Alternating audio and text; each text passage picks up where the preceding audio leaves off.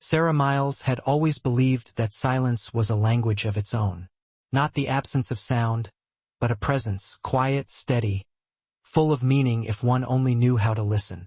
Her world was shaped by hands and expressions, by the subtle shifts in eyebrows and breath, by the entire spectrum of emotion that existed beyond speech. She had built her life around giving voice to others, becoming the lens through which the deaf community could access public discourse. It was a job she considered sacred, which was why the day she became entangled with Senator Calvin Rourke felt, in retrospect, like a betrayal of everything she had ever trusted. It began 3 months before the world would see her standing under the blinding lights of the White House briefing room, her hands trembling not from nervousness, but from the weight of a secret that could tear apart a political empire. Back then, she was simply doing her job, arriving early at the Capitol for a closed-door policy briefing, her hair tied in a neat twist, her badge clipped to her blazer, her mind already sorting through the vocabulary she might need. Rourke, at that point, was a near-mythic figure in American politics. Charismatic, razor-sharp, a man whose speeches had resurrected failing campaigns and rallied divided communities. He was being floated as a possible presidential contender. The public adored him. Sarah had admired him too, distantly, the way one admires a painting in a museum. But admiration had no place in her work. She was there to interpret, nothing more. That morning, however, had carried an odd undercurrent from the moment she stepped into the hallway outside the briefing room. Staff members whispered in corners. Aides paced, checking their phones. And when she passed the door to Rourke's private prep room, she heard a low voice through the thin wood, sharp, irritated, tense in a way that made the small hairs at the back of her neck prick upward. "Tell him if he screws this up again, he'll regret breathing." The tone was icy, not theatrical anger but something colder, practiced, a voice that understood power too intimately. She stopped mid-step. She knew that voice. Everyone in Washington did. Senator Rourke. She forced herself to continue walking. Interpreters lived in constant proximity to things they were never meant to hear. Privacy wasn't a luxury in politics. It was a myth. She had learned to keep her head down and her ears closed. But that tone lodged itself beneath her ribs and stayed there. Inside the briefing room, the atmosphere was thick with urgency. Papers rustled, screens flickered alive. The heavy scent of burnt coffee lingered in the air.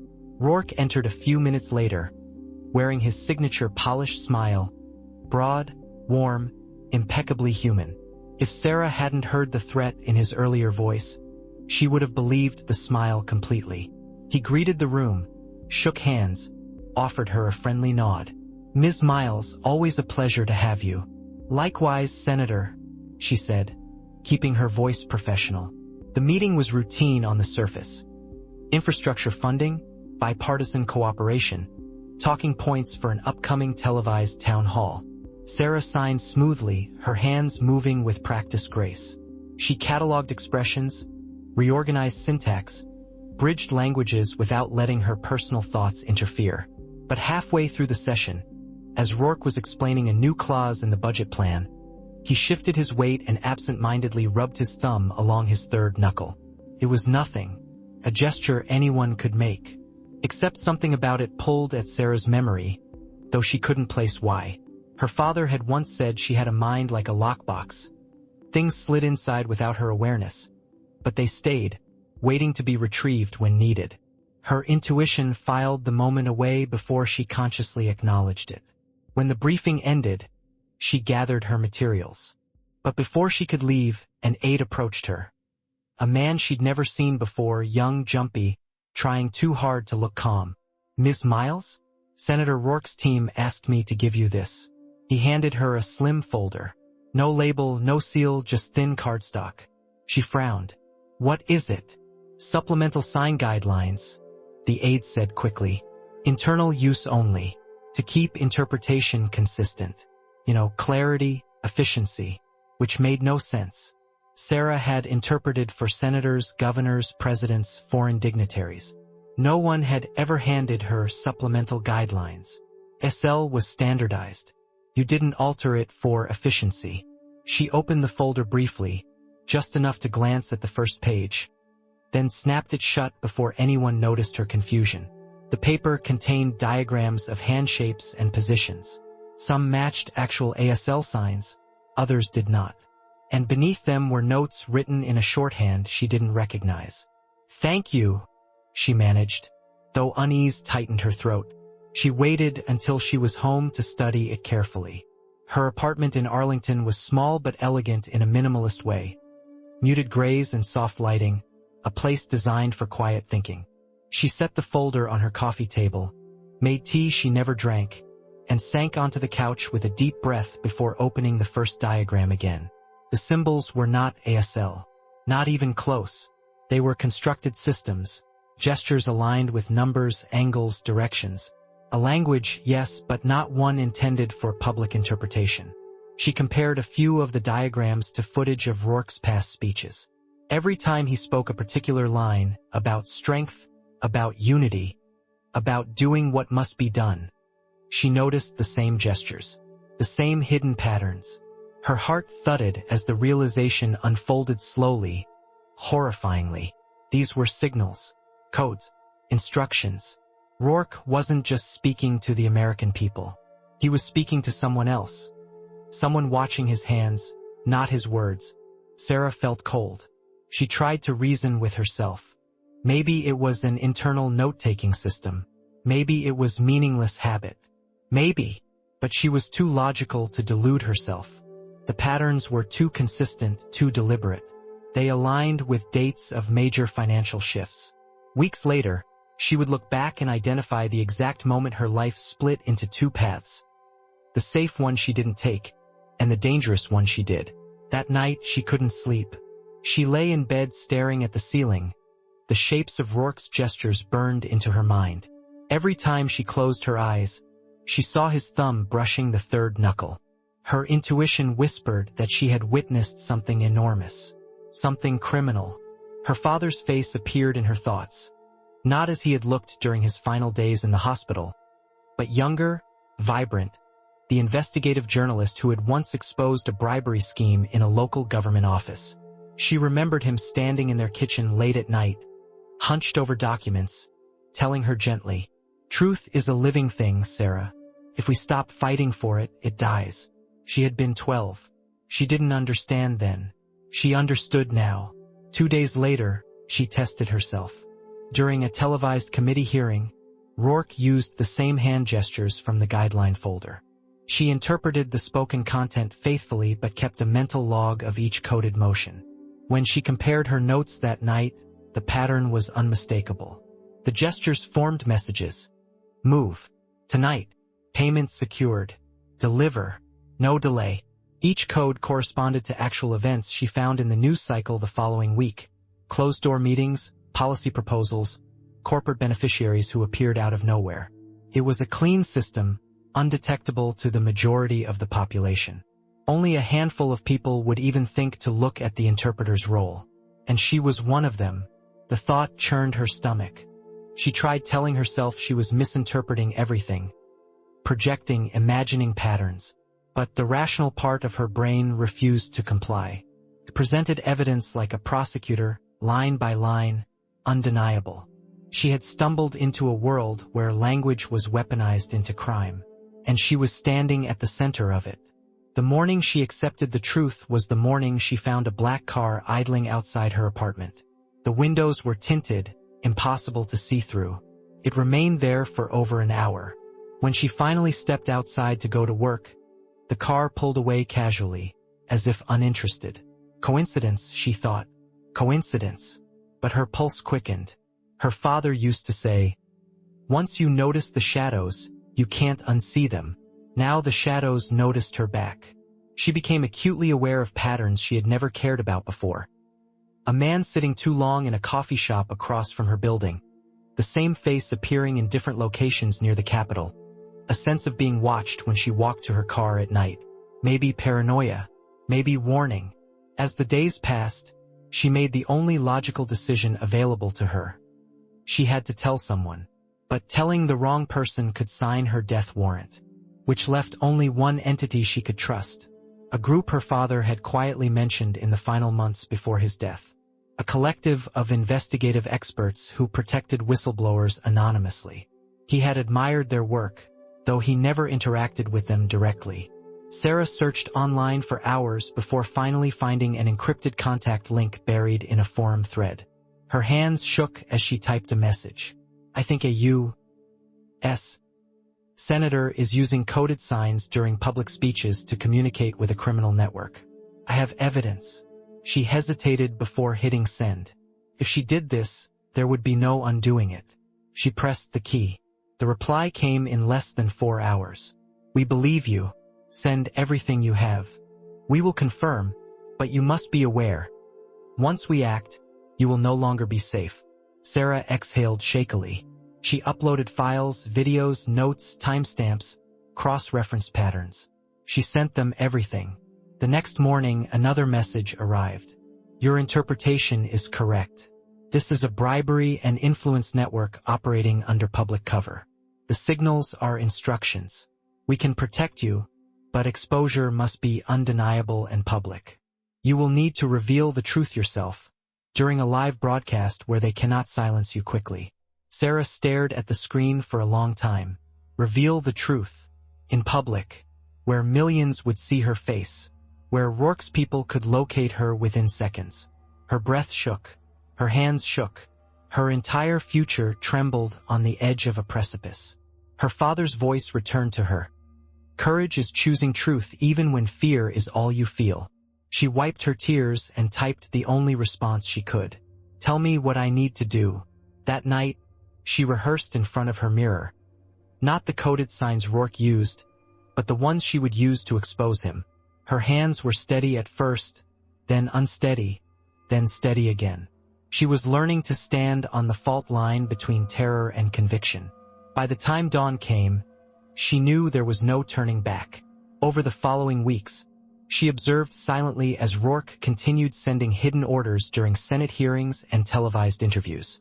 She cataloged every gesture, every pattern, every covert message disguised beneath patriotic sound bites. The weight of what she planned grew heavier each day. Yet there was a strange clarity in that heaviness, a sense that she had finally stepped into who she was meant to become. And when the White House announced that Senator Rourke would hold a nationally televised press conference on ethics reform, the investigative group sent her one final encrypted message. This is the moment, the chapter of her life where she was just an interpreter. An invisible bridge between worlds was ending. Something far larger, far more dangerous was beginning. She didn't sleep the night before the broadcast. Instead, she sat by her window, watching the lights of Washington flicker and fade, imagining every possible outcome. Fear sat beside her like an unwelcome companion, whispering horrors in the dark. But when dawn finally painted the sky a pale silver, she felt something else beneath the fear. Resolve. She rose, dressed, tied her hair back, and walked out of her apartment toward a destiny she had not asked for but would face anyway. And as she stepped into the corridor of the White House that morning, heart pounding, hands cold, the echoes of her father's courage carried her forward into the storm. With that, the past was behind her, and the moment everything would unravel was waiting just ahead.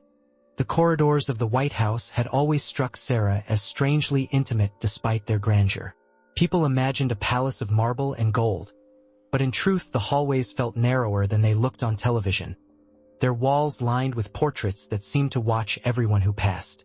On the morning everything would change, the sunlight filtering through the tall windows was thin and gray, the kind of morning light that makes everything appear slightly unreal, like a half-remembered dream. Sarah walked briskly down the hallway toward the briefing room, her pulse hammering against her ribs with each step. Her badge swung gently with her movement. A handful of staffers passed her, offering polite nods, none of them knowing the storm she carried inside her chest. She wished she could borrow their calm. But then again, calm belonged to those who lived unburdened by knowledge. She had crossed that threshold the moment she sent her first encrypted message to the investigative group. Her footsteps felt too loud despite the carpeted floor. She tried to regulate her breathing, keeping it shallow and smooth, but her mind ricocheted like a trapped bird. Every detail was too sharp. The The scent of lemon cleaner from the custodial staff, the faint hum of air vents overhead, the distant clicking of a camera being tested in the briefing room. Everything seemed heightened, as if her senses were straining to record the world in case it was her last day to experience it. She reached the tall double doors and paused. Her reflection shimmered faintly in the polished wood. Her dark blazer looked crisp enough, but her eyes, those betrayed her. They were too wide, too bright, filled with some mixture of terror and resolve that didn't belong in a government building at 9 in the morning.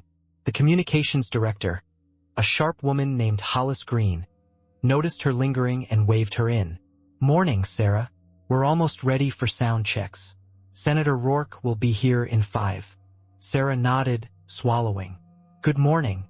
Hollis didn't notice her voice tremble. Why would she?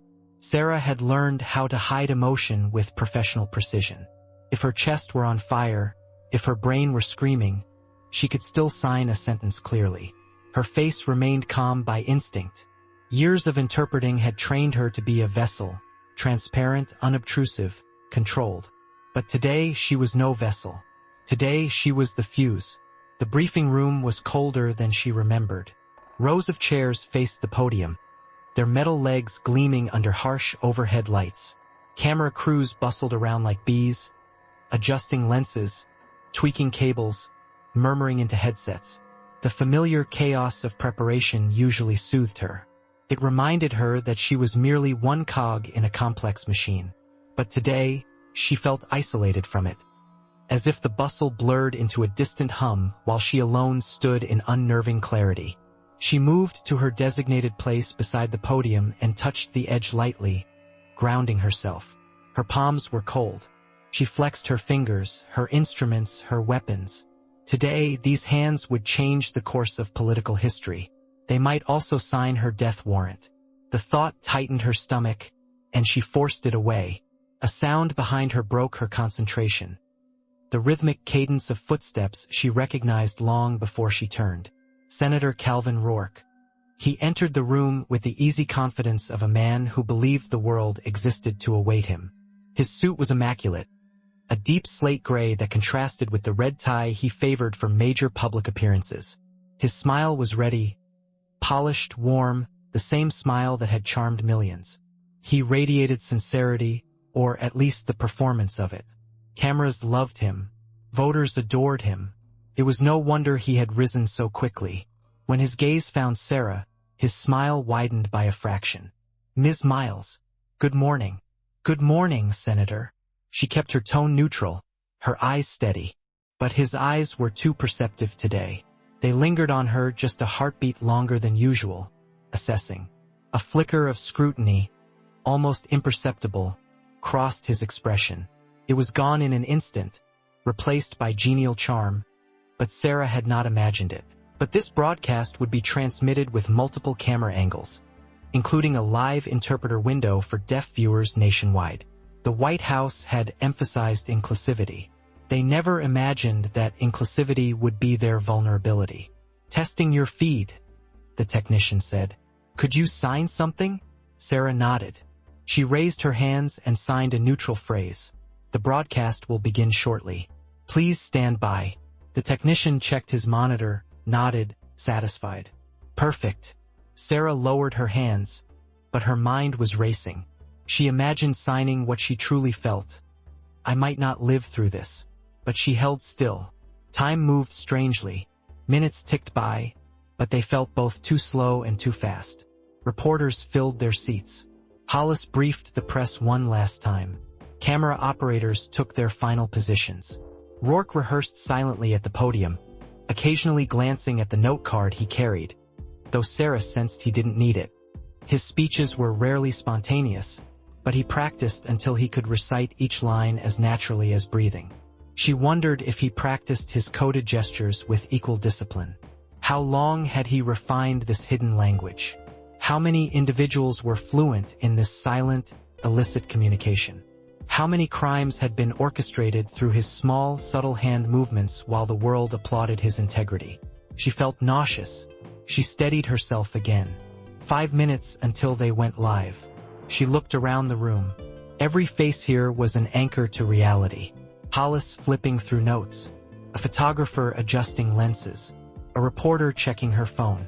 Ordinary tasks, mundane tasks, the kind of tasks people performed when they believed the day ahead would be just another broadcast, another speech, another headline. What would they think in 10 minutes?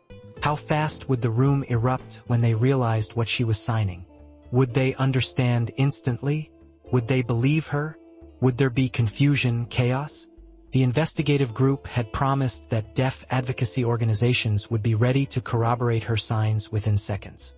On social media, on live streams, on forums. The truth would multiply instantly. She clung to that. For minutes. Rourke rolled his shoulders back, preparing himself.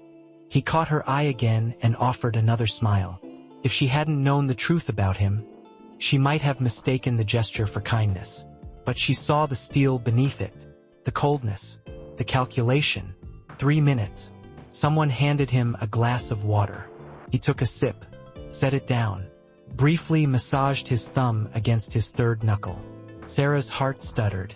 The coded gesture was meaningless without accompanying signs, but knowing what it implied made bile rise in her throat. It felt like watching a murderer clean his weapon before speaking to police. 2 minutes. She stepped into position. The camera angle designated for the interpreter was already focused on her space beside the podium. The backdrop was crisp blue, the presidential emblem gleaming behind her. Her pulse quickened. She flexed her fingers again. They felt distant, like they belonged to someone else. 1 minute. Hollis raised her hand. All right, everyone. We're live in 60 seconds. Positions. Rourke straightened his tie. Sarah inhaled deeply, quietly. She felt the air fill her lungs, expand her chest, steady the tremor in her bones. 30 seconds. A strange calm settled over her. Maybe it was acceptance. Maybe some latent survival instinct finally gave up trying to fight the inevitable. She felt her body relax, her posture straighten. She felt clarity razor sharp. 20 seconds. Rourke leaned slightly toward her. You ready, Ms. Miles? She turned to him, met his eyes directly for the first time that morning, and said softly, yes. 10 seconds. The countdown became a drumbeat in her skull. 9, 8, 7, 6, 5. She lifted her hands. 4. Rourke faced the camera. 3. The room fell into perfect, unnatural silence. 2. The red on-air light ignited like a warning flare. 1. The broadcast began. Rourke spoke with the conviction of a man who believed he owned the narrative. Good morning. Today, I stand before you to reaffirm the values that make our nation strong. Sarah signed each word smoothly, faithfully. Her face neutral, her movements perfect. For the first minute, she mimicked his speech exactly, as she had done thousands of times for dozens of public officials. Then came the line she had been waiting for. The future of America belongs to those willing to do the right thing. He said it with warmth, with confidence, with that special tone he used when he wanted to sound like a humble servant of the people. And as he spoke it, his fingers brushed the third knuckle. Deliver. Tonight. Sarah inhaled. And then she did what she had rehearsed in her mirror for weeks. She signed. He is running a bribery network. Her expression remained professional, but every muscle in her body vibrated with adrenaline. He uses coded gestures to give orders to accomplices. She saw Hollis freeze in her peripheral vision. People are in danger. Her hands moved with sharp precision, each sign landing like a blow. The evidence has been sent. They cannot silence me now. A ripple moved through the room as the realization ignited. Reporters blinked, confused, craning to see her. Camera operators whispered frantically into headsets. Rourke's voice faltered mid-sentence. The room didn't yet understand the full scope of what she'd done, but the first sparks of chaos had begun. She didn't look at Rourke. She kept her eyes on the camera, her expression unwavering. Help those who are threatened. She signed, her movements fluid, urgent. Stop him. And in those moments, the world watching from living rooms, offices, schools, and airports saw something they had never seen before. An interpreter using her platform to shatter the illusion of the man she stood beside. Rourke turned to her slowly, disbelief hardening into fury. His carefully controlled expression cracked, revealing something primal beneath it, something predatory. He stepped toward her. Security moved. Reporters shouted. Cameras zoomed. Sarah stood her ground, finishing her final sign. They cannot hide this anymore. And just like that, her fate was sealed. She didn't flinch when the room erupted into pandemonium. She didn't move when two security officers tried to push through the crowd. She felt strangely distant from her own fear, hovering above it, anchored only by the knowledge that her message had already been received. Because even as chaos swallowed the room, even as Rourke's world cracked apart, Sarah saw something on the monitors. Floods of comments, captions, posts spreading through social media. Deaf viewers were already sharing clips, translating what she'd said, amplifying it.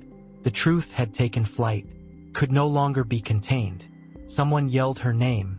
Someone else shouted for security. A chair scraped loudly. A microphone fell.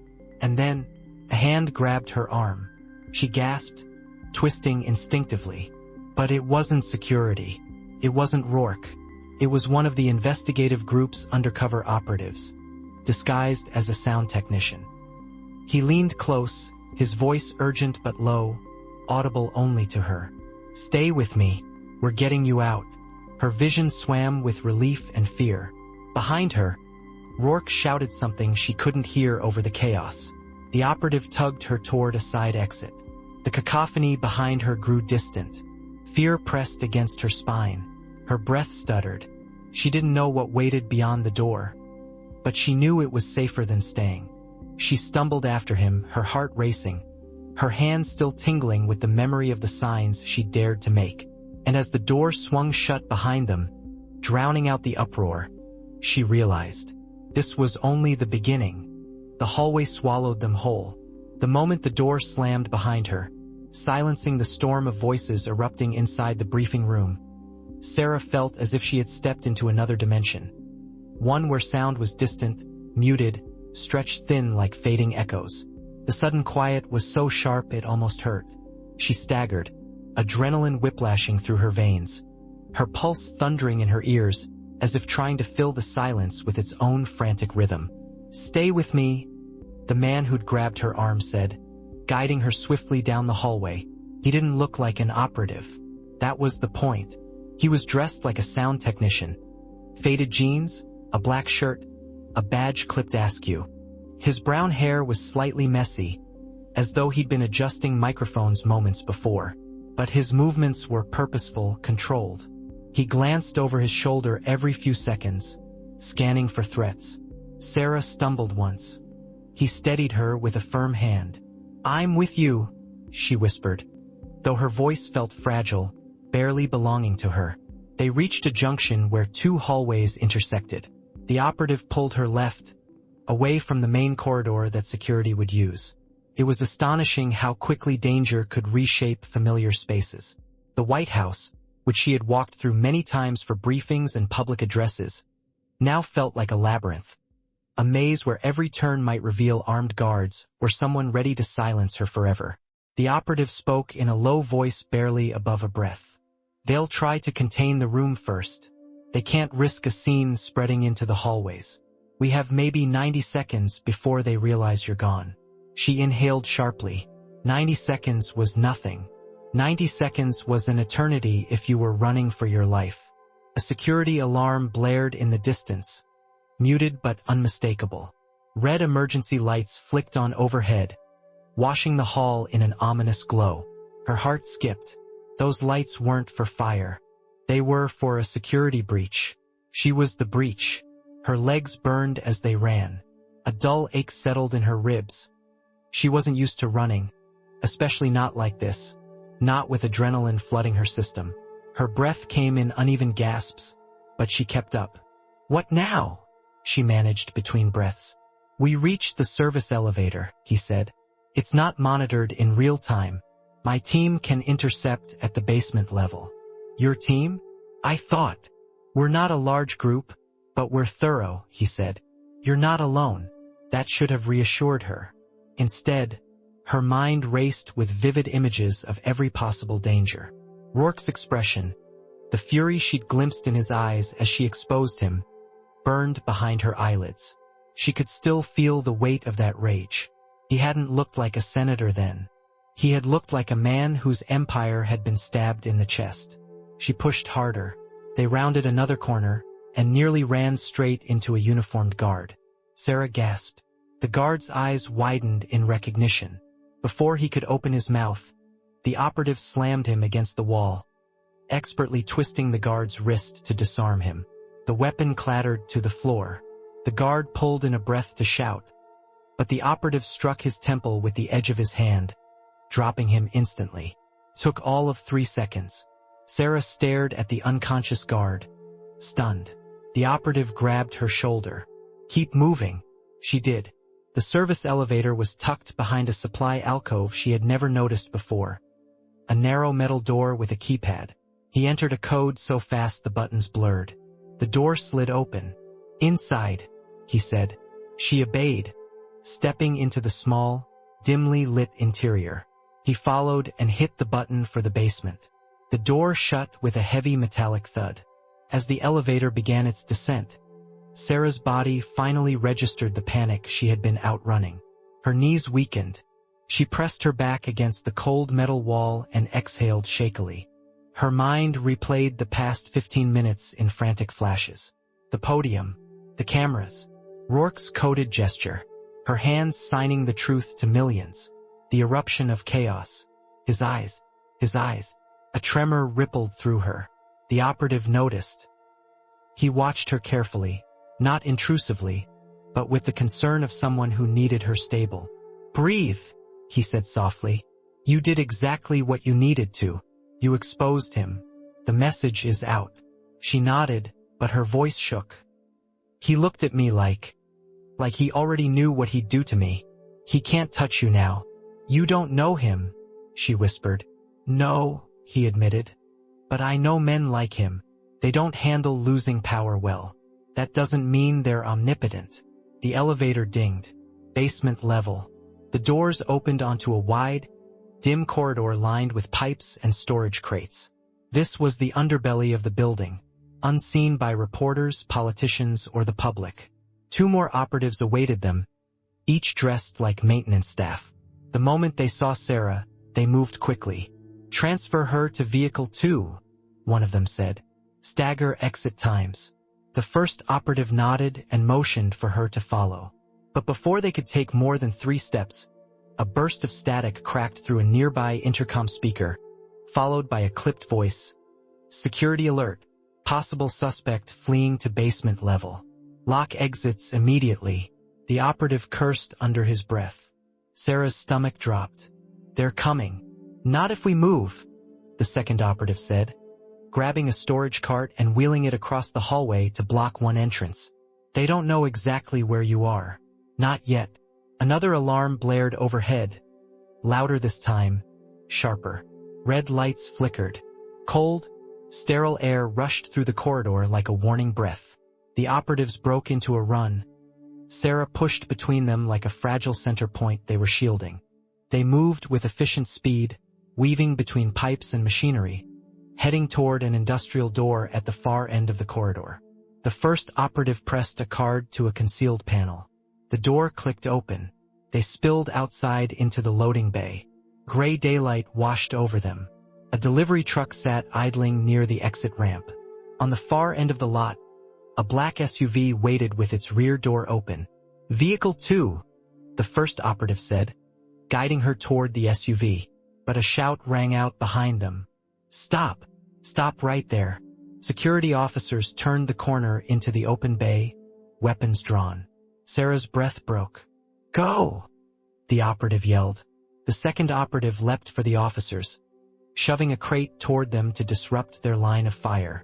The third operative grabbed Sarah's hand, pulling her toward the SUV. Gunfire cracked through the air.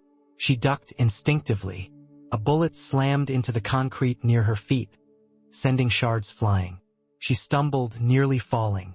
The operative dragged her behind a stack of crates, shielding her with his body. "You have to move," he urged. The SUV driver leaned out, shouting, "Now!" Sarah ran. She sprinted across the pavement, legs burning, lungs searing. Every sound felt amplified. The echo of gunshots, the shouts of security officers, the pounding of her own heartbeat. She reached the SUV just as the driver threw open the door. "Get in." She dove inside. The operative followed, slamming the door shut. "Go." The SUV peeled away from the loading bay in a burst of screeching tires. The driver swerved around a barricade and shot down the access road that led away from the White House campus. Sarah turned to look through the rear window. Security officers spilled into the lot like hornets from a broken nest. One of them shouted into a radio. Another pointed toward the fleeing vehicle. "They saw us," she whispered, her voice barely audible. "They were always going to," the driver replied, eyes hard on the road. "Doesn't matter. They can't chase us without authorization. And authorization takes time," the operative in the passenger seat added. "Time we have." Sarah pressed a trembling hand to her mouth, staring at the shrinking chaos behind them. They sped past the outer boundary of the White House grounds, merging onto a side street and disappearing into the flow of morning traffic. Her body loosened fractionally, but only fractionally. The shock hadn't settled yet. Her brain felt like it was flickering between disbelief and hyper-awareness. She had done it. She had actually done it. She had exposed one of the most powerful men in the country, and she had survived barely. But survival was fragile. They weren't safe yet. After several turns, the driver cut through a narrow alley and parked beneath a shadowed overhang. He killed the engine. For the first time since the briefing room, Sarah felt stillness. It was too much. Her breath shuddered. Tears rose unexpectedly, hot and sharp. She covered her face, shoulders trembling. "I'm sorry," she whispered. I just... "You don't need to be sorry," the operative beside her said gently. "Anyone else would have broken long before now. But I almost got us killed." "No," he said. "Rourke did that. Don't confuse the two." She lowered her hands, wiping her face. Her breathing steadied slowly, painfully. She looked at the operative who had first pulled her from the chaos. He met her gaze with steady eyes. "You're safe for the moment," he said. "But we need to keep moving. They'll search every vehicle that left the grounds." "Where are we going?" she asked, voice raw. "Safe house," the driver said. "We'll regroup there." Sarah swallowed hard. The word safe felt flimsy, like paper in a storm. But she nodded. She didn't have a choice. The SUV moved again, weaving through side streets, avoiding major roads. Sarah watched buildings blur past the window. Coffee shops, pedestrians, buses, ordinary life continuing oblivious to the explosion she had triggered. Felt surreal. Minutes ago, she'd been in front of millions. Now she was a fugitive in her own country, hiding from the man she had exposed. Her phone buzzed. She flinched violently. The operative grabbed it from her pocket before she could react. He turned it off immediately. "They'll track you through this. We'll get you a new one." "But what if people are reacting? What if?" "They are," he said. "Trust me. And the people who matter already know what you did." She swallowed, nodding. As they drove, she replayed the signs she had made during the broadcast, each movement etched into her muscles. She wondered how far the message had spread. She wondered if deaf viewers had understood instantly. She wondered if Rourke's allies were already spinning narratives, discrediting her, painting her as unstable or mistaken. Would anyone believe her? Would the evidence be enough? The SUV slowed as they approached an unremarkable building with a faded brick facade. The operative turned to her. "We're here." The safe house was a small apartment above a closed bookstore. They guided her up a creaking staircase and into a dim living room with worn furniture and thick curtains. "Stay low," the driver said. "Don't go near the windows." Sarah nodded, sinking onto the couch. The exhaustion of the morning washed over her like a tidal wave. Her limbs felt heavy, her mind fogged. The first operative knelt beside her. "You did something incredible today." Her eyes filled again. "I don't feel incredible." "You don't have to," he said. "You just have to stay alive." She let out a harsh breath, almost a laugh. That sounds doable, she said, though her voice carried more fear than humor. He placed a small burner phone on the table. We'll monitor the situation. When the dust settles, you'll need to make a statement. But not yet. For now, we lay low. She nodded slowly. Hours passed. They monitored the news as the aftermath unfolded. Multiple networks replayed the broadcast, zooming in on Sarah's hands, consulting ASL experts who confirmed her signs. Social media exploded. Hashtags trended. Politicians demanded explanations. Advocacy groups stood behind her. But Rourke's team fought back hard. He released a statement claiming she had misinterpreted, misrepresented, and fabricated signals out of confusion. His allies called her mentally unstable. His spokespeople insisted she had acted alone with malicious intent. Sarah felt physically sick watching it. He's twisting everything, she whispered. Of course he is, the operative said. Men like him don't go down quietly. But people will believe him. Some will, some won't, and some are undecided. He met her eyes. Which is why your next move matters more than anything. My next move? You can't stay a shadow forever. They're already trying to erase your credibility. Soon, you'll need to tell your story yourself. A chill ran down her spine. You mean go public? She asked. He nodded. Tell the world everything. Her heart thudded. She wasn't ready. She wasn't safe. But maybe safety was no longer a luxury she could seek. She closed her eyes, feeling the weight of everything pressing on her. The broadcast had been the beginning. Now came the war. The safe house breathed with a strange, uneasy silence. One that felt stretched thin over the edges of panic, as if the very walls were holding their breath for her. For hours, Sarah had sat on the worn couch, knees drawn up, her palms pressed together like she was praying for the world to slow down. But the world had no intention of slowing down. Not today. Not after what she had done. Outside, the sky dimmed into the gray-blue tint of late afternoon. Traffic hummed faintly below the apartment window, cars and buses passing without knowledge of the woman hiding only a few feet away from the glass. Their lives were normal, ordinary, beautifully mundane. Not one of them knew that she, a single interpreter who had once lived invisible, now stood at the center of a political hurricane threatening to swallow the country whole. The television flickered silently in the background.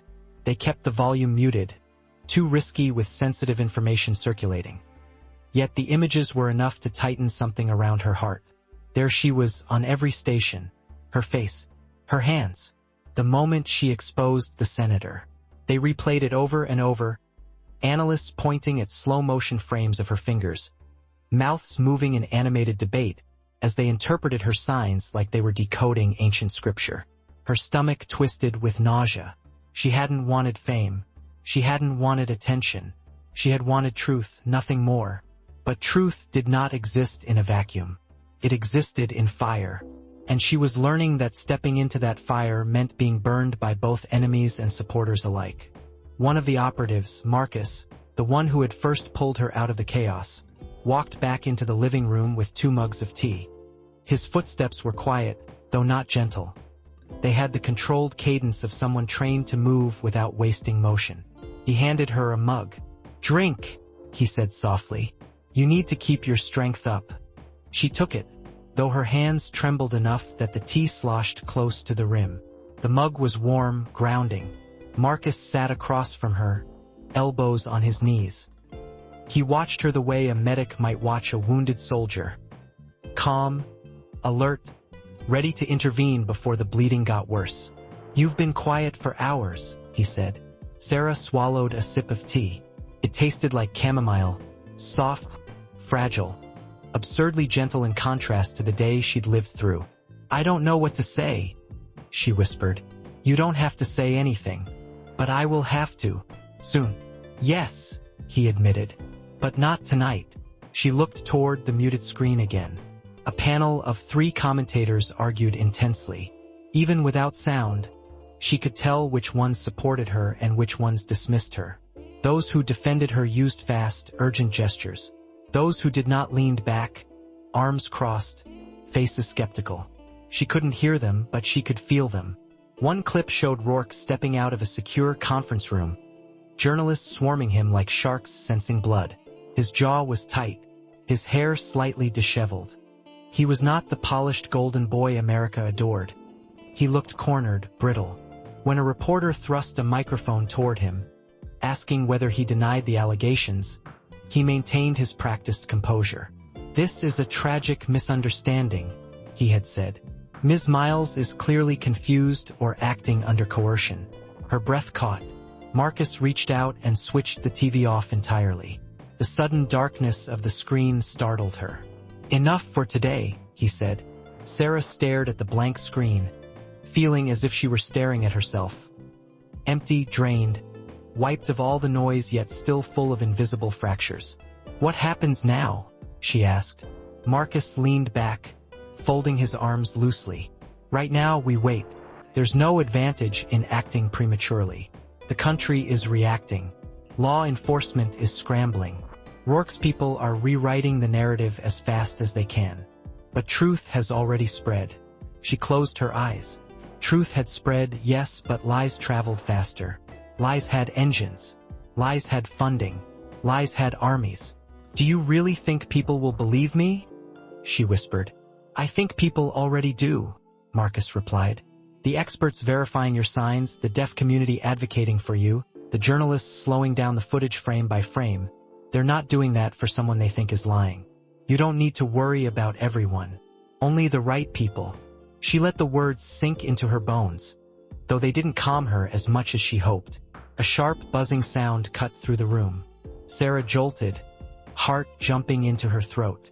Marcus stood instantly and approached the small desk by the far wall. A sandy-haired operative named Iris lifted the burner phone they had set up earlier. She checked the display, then approached Marcus and spoke in a quiet tone. "Update from HQ," she said. "They've confirmed that Rourke's private security has broken protocol. They deployed 2 teams off the books. One is monitoring the safe houses we didn't use. The other is canvassing areas near the White House." Sarah's skin prickled with cold. Marcus nodded, his jaw tightening. "Any indication they know about this location?" "Not yet," Iris said. "But they're motivated." Sarah searched their faces for reassurance, but both looked too composed, too professional, too silent. Told her everything. They were worried. She set her tea aside and clasped her hands together, fingers interlacing tightly. "So they're hunting me." Marcus hesitated. "They're searching for you," he corrected gently. "Hunting implies that they want me dead?" she said, finishing the sentence he couldn't. His silence was an answer. Her chest folded inward. She stood abruptly, pacing the small room. The floorboards creaked softly under her feet. Her breath came faster. She pressed her palms against her temples as if she could hold her thoughts still. Iris stepped closer. "Sarah, you're safe here. We wouldn't have brought you if we weren't certain." "Are you certain?" she asked, turning toward her. Her voice cracked. "Because this morning I stood in the White House, and I thought I was safe then too." Marcus crossed the room, placing a hand lightly on her shoulder. It wasn't a patronizing gesture. It was grounding, steady. "We are not them," he said. "And we're good at what we do." "But they have power," she said. "Influence. Connections." "So do we," Iris replied. "Not the same kind, maybe, but enough." Sarah's voice softened. Raw. "Enough to keep me alive?" Marcus held her gaze. Yes, she wished she could believe that fully, but doubt coiled inside her like a shadowed vine. She nodded anyway, trying to summon strength she didn't feel. The evening faded slowly, and the safe house hummed with a brittle quiet. The operatives rotated watch shifts. Marcus monitored news feeds in the corner. Iris checked secure communication channels. A third operative, Kenji, surveyed the perimeter through a tiny crack in the curtain. Sarah sat on the couch again, hugging her knees. She forced herself not to look at the window. She felt exposed, even though the curtains were thick enough to block the outline of anyone inside. "What if someone comes?" she whispered. "Then we act," Marcus said from his desk. "But what if they act first?" He paused, turning toward her. Then we adapt. That's what survival is. She curled inward. I don't feel like I'm surviving. I feel like I'm waiting. For what? To be caught. The confession broke something in the room. The stillness shifted. Marcus stood and walked to her. Sarah, he said gently, you are not prey. You are a witness, an essential one, and people are risking their careers, their safety, their lives to protect you. But you need to meet us halfway. Her eyes glistened. How? By not giving up. The words lodged in her chest like a stone. But beneath that weight was something else. Something fragile, flickering. The smallest spark of defiance. She nodded. Hours passed. The tea cooled. The room dimmed as the evening turned into night. For a brief, precious while, the world outside seemed to soften. The traffic quieted. The shadows lengthened. The threat receded into the background. Sarah nearly dared to exhale. But then Kenji stiffened at the window. Marcus looked up instantly. What is it? Kenji's voice was barely audible. Two men across the street. Black coats. Standing by the lamppost. Sarah's blood froze. Marcus approached the window with cautious steps. Iris moved toward the hallway, reaching for the hidden panel that concealed the emergency gear. Sarah clutched the edge of the couch. Is it them? Kenji lowered the curtain an inch. Could be anyone, he said. Could be nothing. Marcus shook his head slightly. No one stands in the cold like that unless they're waiting. Sarah's breath hitched. Marcus turned to her. Pack your things. Her heart lurched. Where are we going? A secondary safe location. Now, Iris grabbed the emergency bag from the closet. Kenji retrieved a small case from under the floorboard. Marcus moved with calm precision, but Sarah saw tension coiled in his muscles. What if they follow? She asked as she stuffed her wallet and ID into her jacket. They won't, he said. We'll lose them. What if we don't? He met her eyes. Then we fight. Her throat tightened. He placed a hand on her arm. Sarah, you're not alone. For reasons she couldn't explain, that nearly undid her. Tears stung her eyes, but she blinked them back. They extinguished all lights. The apartment fell into dark shadows broken only by faint streetlights seeping through the curtains. Marcus signaled silently to Iris and Kenji. Then he turned to Sarah. Stay close. He led her toward the back exit. The hallway outside the apartment was dim and narrow, the wallpaper peeling slightly. Their footsteps were soft, controlled. Nobody spoke. Even Sarah kept her breath quiet. Every sound felt dangerous. The creak of the floorboard, the soft clink of Kenji's equipment bag, the whisper of their clothes brushing against the walls. They reached the stairwell. Marcus listened for a long moment. Silence. He gestured for them to descend. The steps groaned under their weight. Sarah held the railing, her fingers cold with dread. When they reached the ground floor, Marcus paused again. He signaled for Kenji to check the alley. Kenji crossed to the rear door and cracked it open slightly, peering outside. A beat, another beat. Then he whispered, Clear. Marcus nodded. Move. They slipped into the alley, shadows weaving among shadows. The cold night pressed around them, sharp and unforgiving. Sarah clutched her jacket tightly. Her breath puffed in small white clouds. A black van waited at the far end of the alley, engine running softly. Iris hurried ahead to open the side door. Quick, she whispered. Get in. Sarah reached the van. But a voice shattered the night.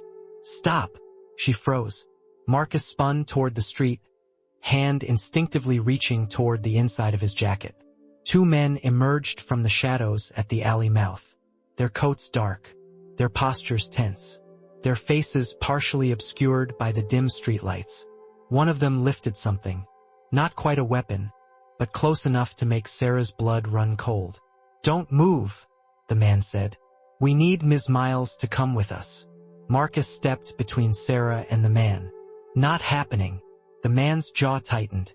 You have no authority to obstruct a federal security detail. Funny, Marcus said evenly. Neither do you. A standoff. A stillness that felt stretched to breaking. Sarah's breath trembled out of her. Her body screamed to run, but she was rooted to the cold pavement. Marcus's voice lowered, deadly calm. "Sarah, get in the van." The man in the street shifted his weight.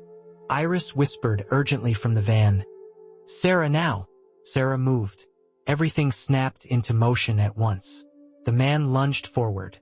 Kenji darted between them, intercepting. Marcus drew a concealed baton, striking the second man. Iris grabbed Sarah's arm, pulling her into the van. The alley erupted into chaos. Grunts, lunges, the scrape of shoes on concrete.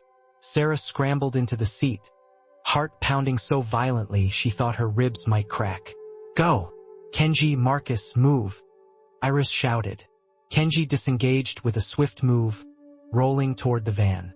Marcus backed up, baton raised, forcing the men to retreat a few steps. "Drive!" he yelled. The van door slammed shut. The engine roared. They sped away, the alley spinning into darkness behind them. Sarah pressed both hands against her mouth as tears spilled over. Iris wrapped an arm around her shoulders, pulling her closer. "It's okay," Iris murmured. "You're okay. We have you." But Sarah wasn't sure she believed her. She wasn't sure she would ever feel safe again. The van raced through silent streets, weaving deeper into the night. Marcus sat beside the driver, breathing hard but composed. He wiped a trail of blood from his cheek. She couldn't tell if it was his or someone else's. After several turns, when the cityscape blurred into something unfamiliar, Marcus looked back at her. His voice was steady, though his eyes were storm-dark. "This changes things," he said. "Rourke isn't waiting for legal channels anymore. He's cutting corners, risking exposure. That means he's desperate." Sarah wiped her face. "Desperate people are dangerous." "Yes," he said, "but desperation means he's losing control. And that gives us an opening." "What opening?" "You," he said. "Your testimony. Your voice. The truth people saw." She swallowed hard. "I don't know if I can face the world after this." Marcus held her gaze. "Sarah, you already did." She inhaled shakily. He continued, softer now. "You think today was the climax. It wasn't. It was the ignition." She leaned back against the cold metal wall of the van, exhaustion dragging on her bones. Her body trembled, not from cold, but from the devastating truth of the day. The ignition, the beginning. Ahead of her lay a long night, a longer fight, but she couldn't turn back now. The van turned down another street, headlights cutting through the darkness. The city loomed around them, full of danger and possibility. Her fate was no longer in silence. It was in motion, and as the van sped deeper into the night, Sarah understood that the world would soon hear her again, whether she was ready or not. Night spilled across Washington like ink, thickening in the corners of the city, drowning the monuments in a soft, ghostly hush.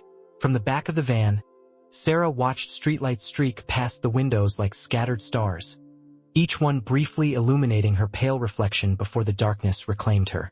The hum of the engine vibrated through her bones, a steady rhythm she clung to as the adrenaline from the alley encounter slowly began to ebb. Her body still trembled in unpredictable waves, aftershocks of terror, of disbelief, of everything. Marcus sat beside the driver, every muscle taut, the faint bruise forming along his jaw visible even in the dim light. Iris remained next to Sarah, one hand on her shoulder, a silent anchor. Kenji crouched near the back door, occasionally peeking out through a narrow slit to check for tails. They drove without speaking for a long time, as if words might make them visible again, might draw danger straight out of the shadows and into the van. Sarah's heartbeat finally slowed, but her breath still hitched every few minutes, refusing to settle fully. When Marcus finally spoke, his voice was low and measured, as if he feared startling her. "We're almost there." She didn't ask where there was. She wasn't sure she cared. Anywhere had to be safer than the alley where two faceless men had stepped out of the dark to claim her like she was an object. The memory of one of them lifting his arm, somewhere between a warning and an attack, made her shiver involuntarily. Iris squeezed her shoulder gently. "You did great back there, Sarah let out an incredulous laugh, too shaky to be humorous. I froze. You reacted, Iris corrected. You moved when it counted. You survived. That's more than most people can claim after stepping into Rourke's line of sight. The mention of Rourke's name sent a jolt through her. His face flashed in her mind, the fury blazing in his eyes as she signed his crimes into existence for the entire nation. She wondered where he was now, whether he was in a secured room punching the table, barking orders, whether he already had a team searching for her, whether he blamed her alone or had begun turning on his inner circle. Marcus glanced back at her through the rearview mirror. He underestimated you, he said. He thought you were just background. People like him always overlook the ones who aren't in the spotlight. Sarah stared at her hands resting in her lap, those hands that had thrown her into this nightmare. Hands that had once been tools of communication, neutrality, clarity. Now they were weapons, evidence, proof, and a target. The van slowed as they turned into an industrial district. Rows of shipping containers stacked like giant blocks, old brick warehouses, metal fences topped with coils of razor wire, a place forgotten by most, hidden in plain sight, the perfect place to disappear. The driver eased the van toward a warehouse with boarded-up windows and a rusted loading bay. It looked abandoned, except for a single faint light above a side door. As they pulled into the narrow alley behind it, Marcus turned around fully to face her. Listen carefully. This is one of our long-term safe sites. Only 6 people inside the organization know about it. It's off-grid, insulated, and secure. Sarah's heart steadied slightly. Who's there now? No one, Marcus said. We keep it empty until needed. Tonight it's yours. The van rolled to a stop. Kenji opened the side door smoothly, scanning the alley before gesturing for everyone to exit. The night air hit Sarah's face like a cold slap, sharpening her senses. Marcus hopped out first, then offered his hand to her. She hesitated, a moment of pride or fear or disbelief, but eventually took it. His hand was warm, steady, grounding. Inside the warehouse, the darkness lifted just enough to reveal a cavernous interior filled with stacked crates, tarps, and the metallic scent of old machinery. The air was cool and faintly dusty. Iris flicked on a small LED lantern, casting the room in a soft circle of light. Somewhere overhead, a beam creaked quietly. This place didn't feel safe. Not yet, but it felt hidden. And hidden was enough for now. Follow me, Marcus said, leading them toward a narrow metal staircase tucked into the corner.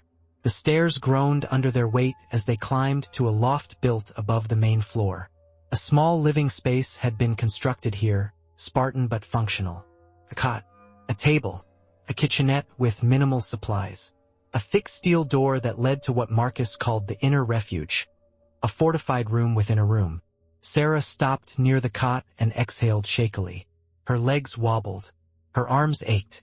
Her mind felt like it was stretching itself thin over jagged edges. Marcus noticed. Sit, he said simply. She obeyed. Iris rummaged through a metal cabinet, pulling out a first aid kit. Kenji closed the heavy curtains covering the tiny loft windows, plunging the room into near darkness except for the soft spill of the lantern. You're safe here, Marcus said again, as if repetition could make it true. The room trembled slightly, not from movement, but from the weight of the day settling into her bones. She pressed her palms into her eyes. I don't know how to keep doing this, she confessed quietly. You won't be doing it alone, Iris said. You haven't done any of this alone. Sarah shook her head. But everything after this, I don't even know what I'm supposed to be now. I used to interpret. That was it. I used my hands to help people understand each other. Now I'm a truth teller, Marcus supplied. A whistleblower. A target, she whispered. He didn't deny it. Instead, he sat across from her, lowering himself slowly so they were eye level. In the dim light, the exhaustion around his eyes was more pronounced. He had risked his life for her today without hesitation. She had no idea why that mattered so much, but it did. You're also a symbol now, he said. People saw you today. They saw courage. Sarah laughed bitterly. They saw panic too. Courage isn't the absence of panic, Marcus said. It's what you do with the panic. She swallowed hard. It doesn't feel noble.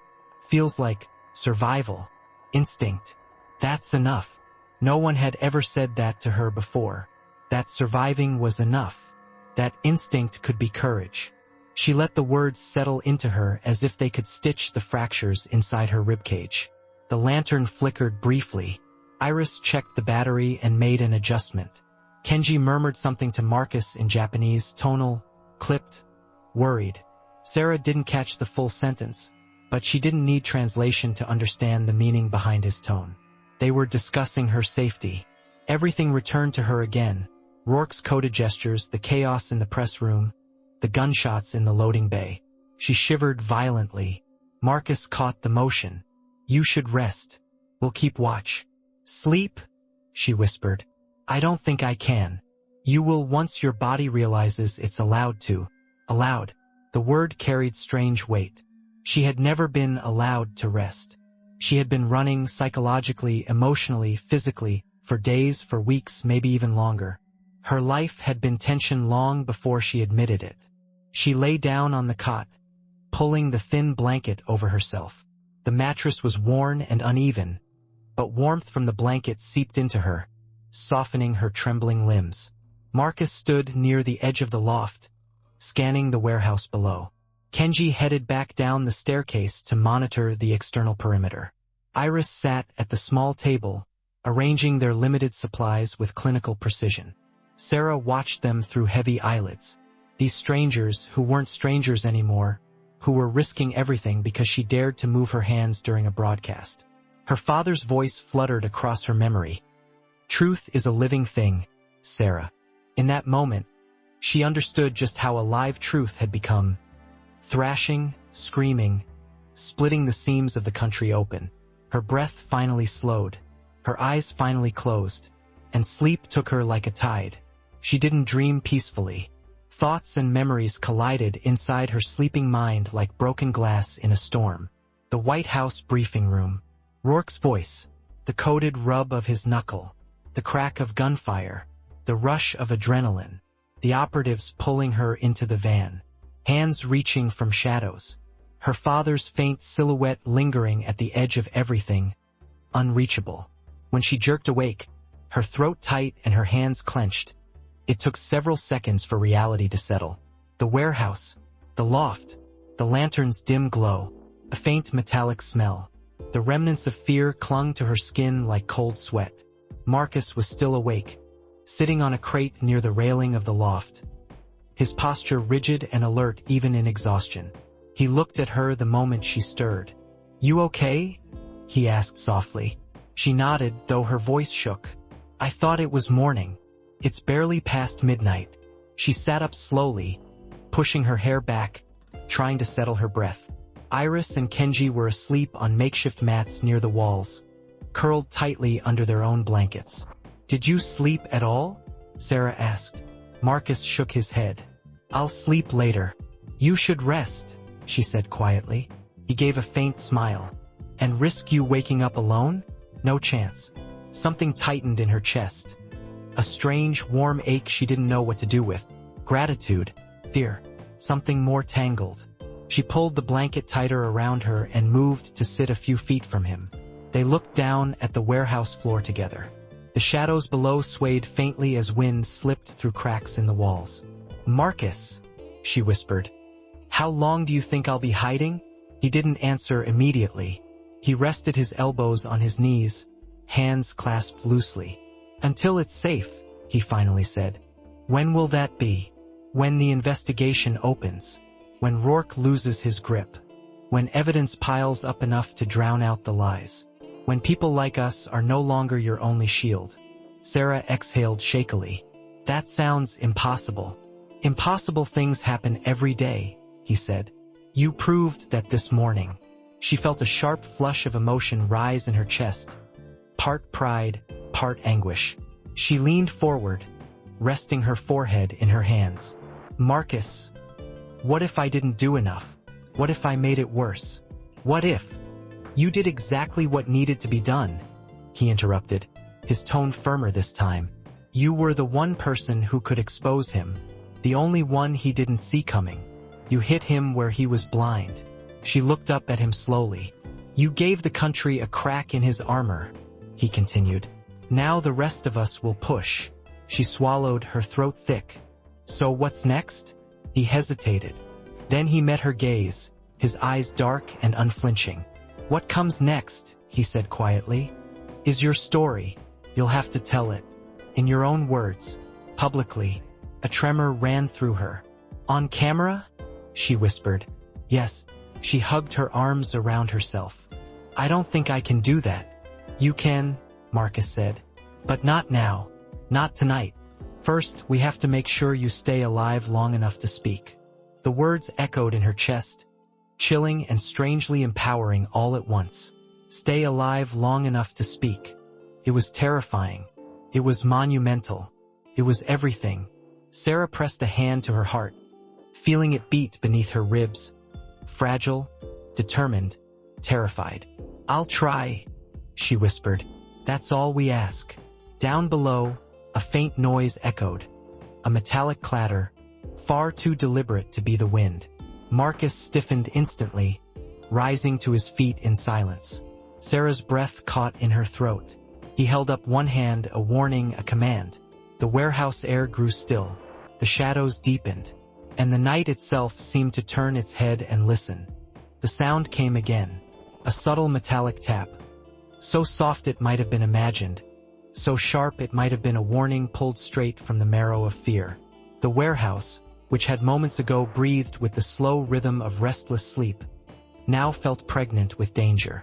Every beam, every shadow, every suspended particle of dust seemed to lean in, listening. Sarah couldn't move. Marcus lifted a hand without turning.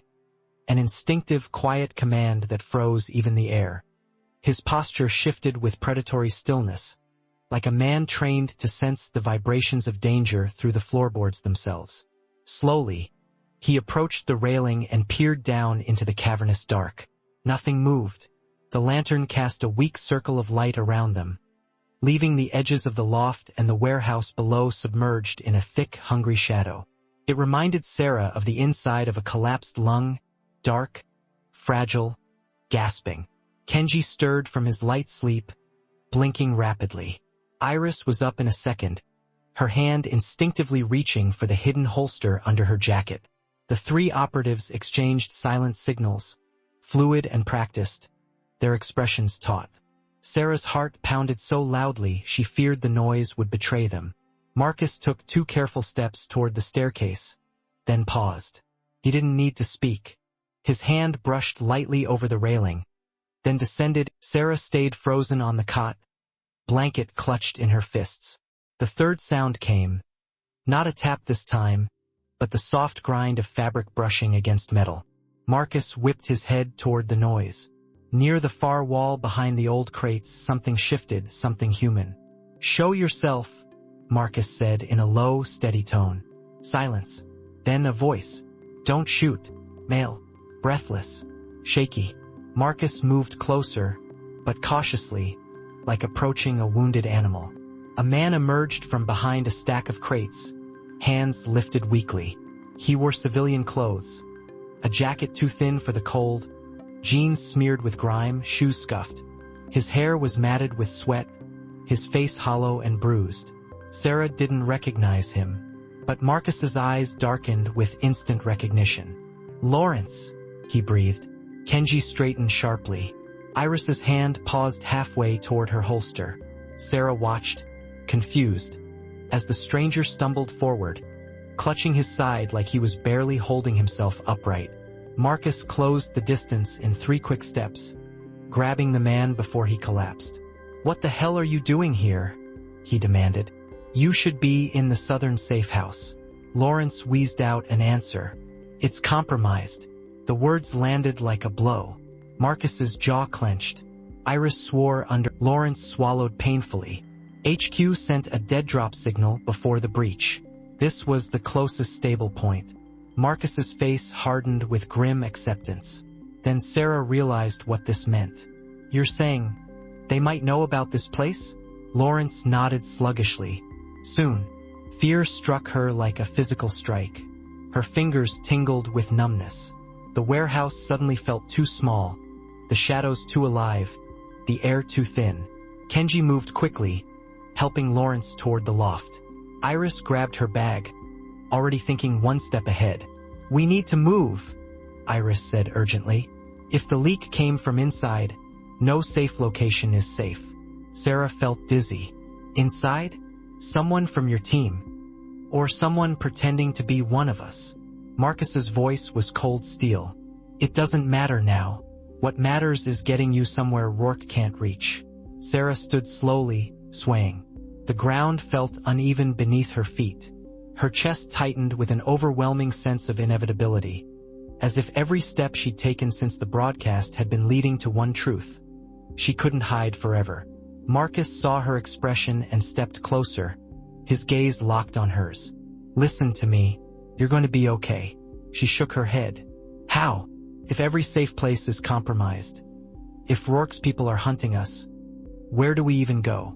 Marcus hesitated, just a fraction of a second, before answering. "Somewhere he can't buy influence." Iris's head snapped up. "You mean?" "Yes," Marcus said. "We're taking her to the one place with jurisdiction above political pressure. The one place Rourke can't touch. The Federal Marshal Intake Site," Iris whispered, understanding dawning. Kenji nodded. "Protected under whistleblower relocation protocols." Sarah blinked. "Relocation?" Marcus took a slow breath. "The program is meant for people in extreme danger. They can protect you, hide you, guard you. But it means..." Sarah waited. His voice lowered, soft and weighted. "It means you'll disappear. New identity, new life, everything left behind." For a moment, she didn't feel fear.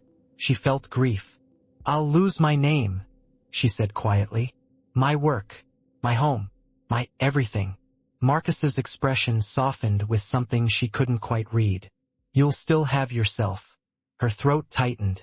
Tears blurred her vision. "Do I even get a choice?" she whispered. Iris approached gently. "You always get a choice, Sarah. But right now, staying alive has to outweigh everything else." Sarah closed her eyes as tears slipped down her cheeks. She wiped them quickly, embarrassed despite everything. "I don't want to run anymore," she said. The words trembled but carried an undeniable truth. Marcus knelt in front of her, lifting her chin lightly so she would look at him. His face was steady, strong but tired, fierce but gentle. A man who had fought too many battles and still found room for compassion. "You won't be running," he said. "You'll be living, free, and Rourke will face consequences. But for that to happen, you need to survive long enough to testify." She stared at him, pain and clarity mingling in her chest. Then she nodded. "Okay." Marcus squeezed her hand briefly.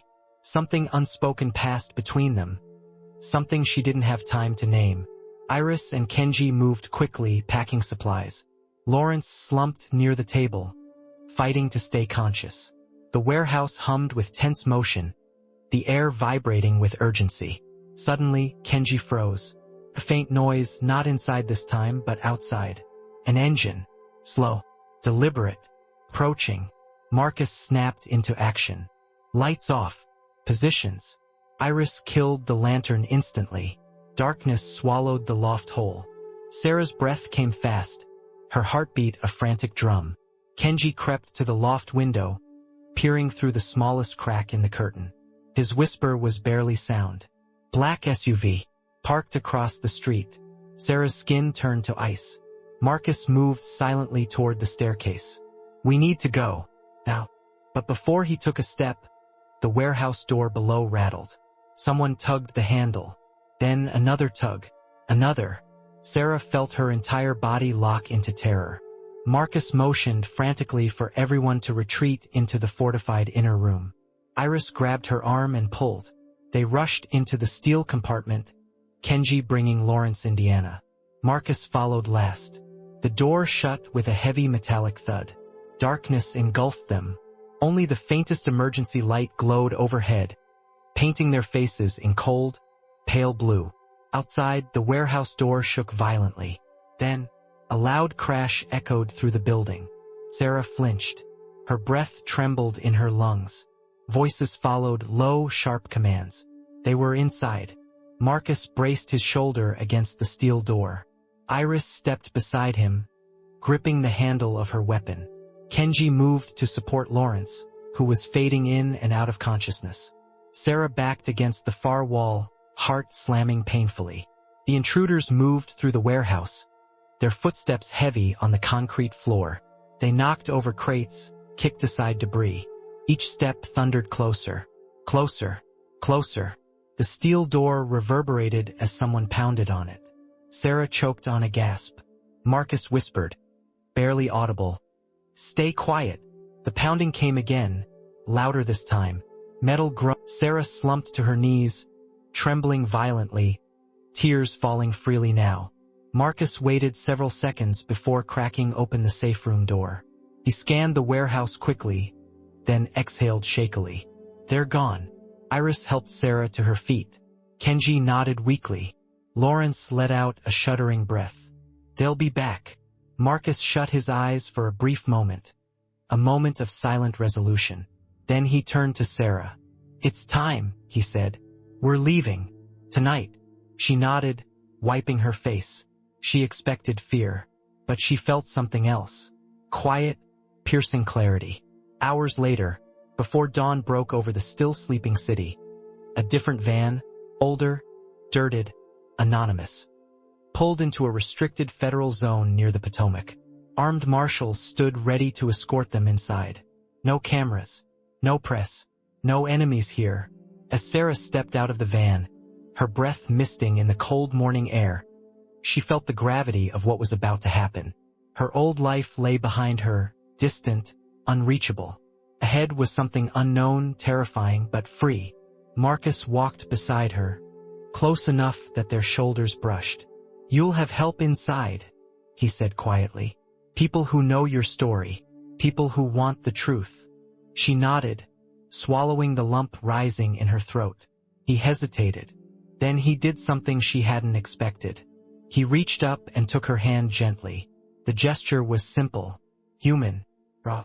"You saved so many lives," he said softly. "Don't forget that." Tears blurred her vision, but she held his gaze. "You saved mine," she whispered. He squeezed her hand once more, then released it. "This isn't the end," he said. "It's only the beginning of your freedom." She looked out toward the rising sun, its light stretching over the river like a soft golden promise. And for the first time since the nightmare began, she allowed herself to imagine a life beyond fear. A life where her hands, her voice would speak freely again. She stepped forward toward the marshals waiting to protect her, toward her new life, her new name, her new beginning. And behind her, in the quiet dawn, the first warmth of hope finally touched her skin.